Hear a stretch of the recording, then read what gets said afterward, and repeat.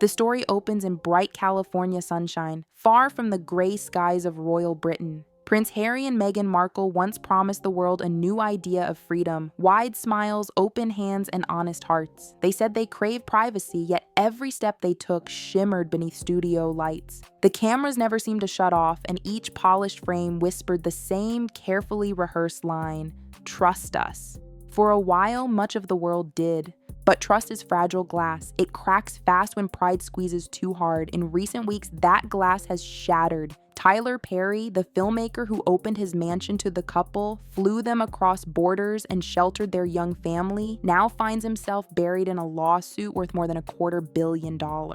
While storms swirled around him, Harry and Meghan chose silence. They wiped his name from posts, pulled old photos, and walked away as though the bond had never mattered. It is the cringiest, most uncomfortable piece of tape I've seen in a long time. I'm sorry, but I'm going to make you watch it. 1 month, 2 months, 3 months, hit the baby mama when I'm stepping through the door. She's Yeah, I'm pregnant, supposedly 9 months pregnant in the hospital room, dancing with a big belly. Harry's there too. She's kind of twerking. She's gonna twerk. If she a baby mama, she gon' do that baby mama. Here comes Harry. She gon' put it on you. She gon' do that baby mama. Drop, drop, drop, drop, drop. She spreads her legs. She hikes her dress. She circles her genitals. Here's the problem.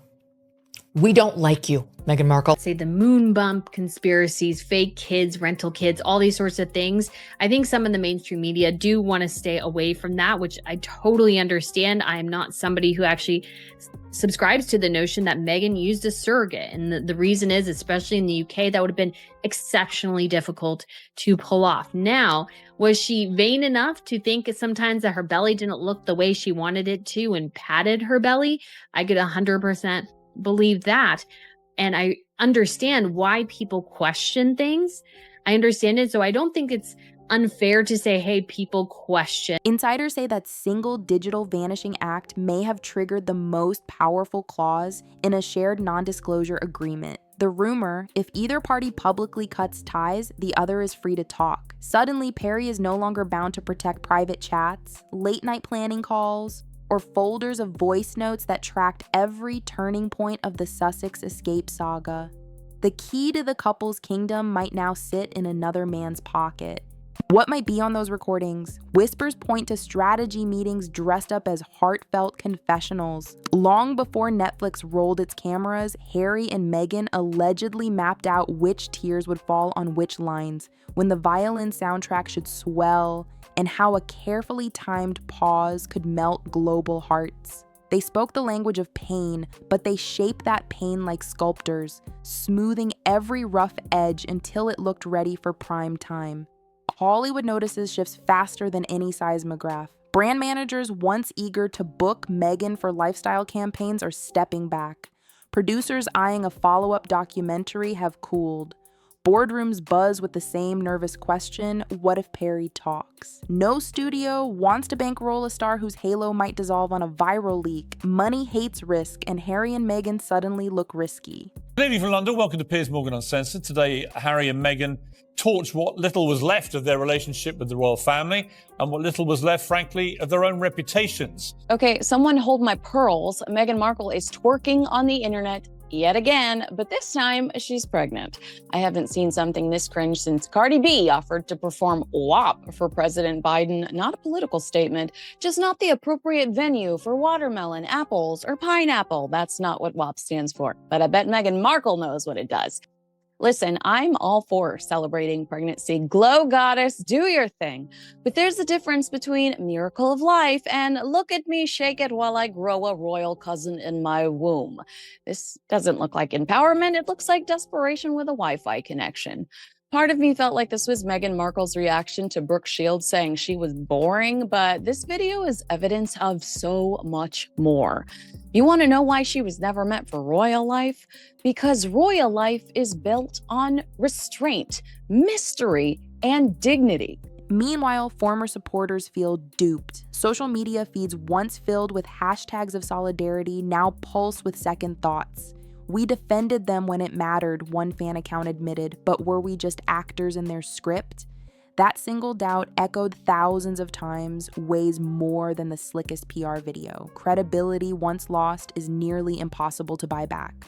Inside the Sussex household, the tension must hum like a live wire. Reports place Harry on quiet trips back to Britain, perhaps searching for safe ground. Meghan stays in California, posting soft-lit images of roses, jam jars, and inspirational quotes. The posts look lovely, yet they hover strangely apart from the thunder outside. Every filtered frame now lands with a hollow thud, like a smile pasted over breaking news. The royal family, once painted as villains, watch from palace walls. Some insiders hint that Harry's tentative return visits may signal a search for refuge. The institution he branded uncaring may now appear safer than the Hollywood stage he and Meghan built. Irony tends to circle back like that. When plans unravel, the tried and tested fortress can seem kinder than the flashy new house built on sand. Yet the greatest damage isn't financial or royal, it's moral. Harry and Meghan marketed vulnerability as currency. They asked the public to trade empathy for streams, book sales, and podcast downloads. If that vulnerability turns out to be staged, then they have spent the one resource no influencer can replace: genuine goodwill. The audience who cheered their truth may feel conned into funding fiction.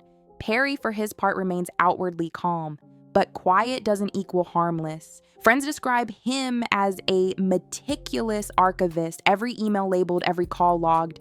If Meghan's social blackout activated that NDA escape hatch, Perry could decide that guarding their secrets no longer serves him. A single press conference, or worse, a discreet handoff to investigative journalists, would write an ending the Sussexes can't edit. Some defenders argue the couple merely followed standard PR advice. Every high-profile figure shapes a message, they say. Why treat Harry and Meghan differently? The answer lies in scale. They didn't just manage optics, they built an entire identity on authenticity, then sold that identity as premium storytelling. When your brand promise is pure honesty, even minor staging becomes major fraud. Already, headline writers sharpen words like meltdown, collapse, exposed. Each new article widens the cracks. Sponsors read the same stories their customers do. If the public mood tips from sympathy to suspicion, companies will cut ties overnight to protect their own reputations. In the reputation economy, a sinking ship finds few volunteers willing to stay on deck. Back in Montecito, the couple may hope time will dull the drama. Yet today's news never sleeps. Citizen sleuths comb old interviews, matching phrases to rumored scripts. Each match becomes another meme, another trending tweet, another seed of doubt. It's a feedback loop. Scrutiny sparks revelations, which spark more scrutiny. Silence, once a shield, now acts like gasoline. The irony is stark. Harry and Meghan claimed the palace tried to control their voices. In response, they appear to have written a new script, one that may control every beat of their public narrative. Freedom, as sold to millions, might have been another gilded cage, this time of their own making, and cages, no matter how pretty, eventually crack. Can they recover? In theory, yes. If they choose living truth over scripted truth, they would need an unfiltered apology, an open record release, and a commitment to step off stage. But apologies must arrive before trust evaporates entirely. Wait too long, and even honest tears will read as another performance. For now, the world waits on Tyler Perry. Will he stay loyal or open the vault? The couple once relied on him for safety. Should he speak, he may become the architect of their undoing. In that possibility lies the cautionary moral of this drama. Castles built on careful image crumble the moment a single cornerstone pulls free. And as the dust settles, the final frame may show two figures standing alone, wondering how freedom turned into downfall, while the audience, once so eager to cheer, quietly walks away.